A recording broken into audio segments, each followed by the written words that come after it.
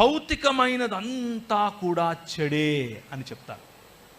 భౌతికం అనగా నీ శరీరం, నీ శరీరము చెడు అని చెప్తారు.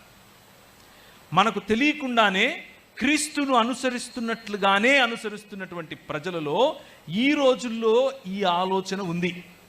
ఏంటంటే శరీర సంబంధమైన అలవాట్లు, ఆత్మీయమైనటువంటి జీవితం.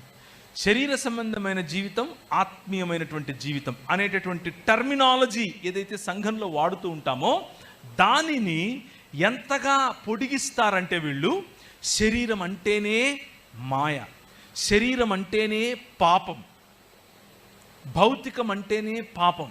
దేవుడు భౌతికంగా ఎప్పుడు ఉండడు. దేవుడు ఆత్మ గనుక ఆయన ఆత్మలోనే ఉంటాడు. ఆయన ఎప్పుడు భౌతికంగా మన మధ్యకు రాడు.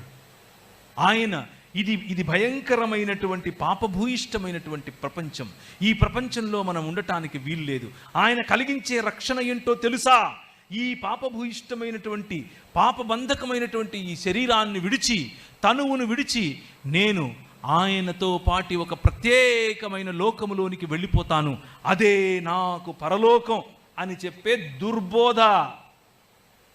అదేంటి ఇది దుర్బోధ అన్నా అని మీలో ప్రశ్న రావచ్చు. 100% దుర్బోధే.